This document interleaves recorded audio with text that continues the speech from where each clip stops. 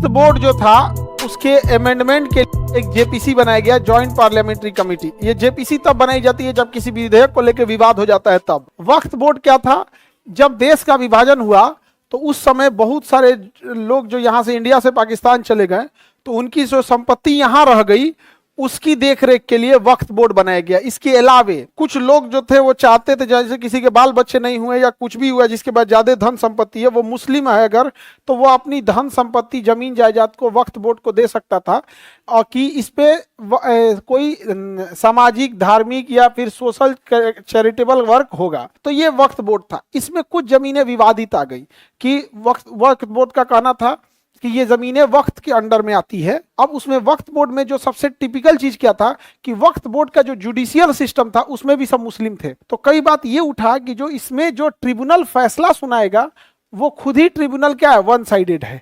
तो इसमें संशोधन की बात होने लगी। तो अब इसमें एक पक्ष का क्या है, विरोध करना है।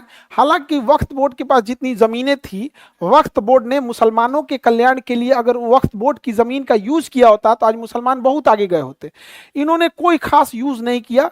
और जैसा कि सारे सरकारी डिपार्टमेंट में होता है कि जो एक बार बैठ जाता है वो अपने सगे संबंधी रिश्तेदार हेनतेन में लग जाता है, कोई उतना हुआ नहीं। तो बाद में अब जब गवर्नमेंट आई तो वक्फ बोर्ड विधेयक में क्या कही, संशोधन लाई। तो इसका जब विरोध हुआ तो इसके लिए ज्वाइंट पार्लियामेंट्री कमेटी बनाई गई कि जेपीसी की इसमें अपनी अपनी बातों को रखिएगा।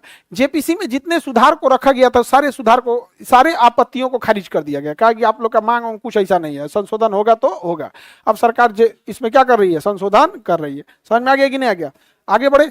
इसमें क्या होगा कि पावर डीएम को दिया जाएगा और पावर डीएम को देते पावर किसको मिल जाएगा, राज्य सरकार को, क्योंकि पावर किसके पास चला जाएगा, डीएम को गया। डीएम मतलब राज्य सरकार, डीएम मतलब डीएम कोई स्वायत्त संस्था थोड़ी है।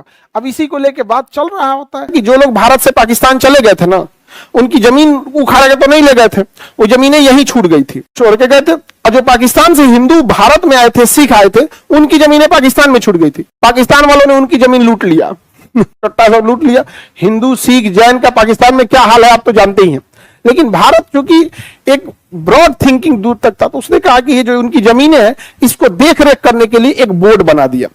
जैसे रेलवे के लिए रेलवे विभाग है कि नहीं, उसकी जमीन की देख रेख वही करती है, तो उसके लिए बना दिया वक्फ बोर्ड। क्या बना दिया, वक्फ बोर्ड। तो वक्फ बोर्ड का बेसिकली वही काम था, ये देख रेख करना है। आप कई बार वक्फ बोर्ड चर्चाओं में क्यों आ जाता है, क्यों क्लेम कर देता है कि ये जमीन वक्त के अंडर में आती है। यानी ये जो जमीन पे आप रह रहे हैं विभाजन के पहले हो सकता है कि यहां जिसका था वो चल गया वहां पे, तो इतना पुराना नहीं होना चाहिए। एक तो कोर्ट देखो, जमीन के मामले में एक हमको सबसे खराब क्या लगता है, एक फिक्स टाइम होना चाहिए। हाँ 20 साल तक आप अगर कोई इस पे नहीं है दावेदार तो फिर हिसाब किताब खत्म। भाई क्या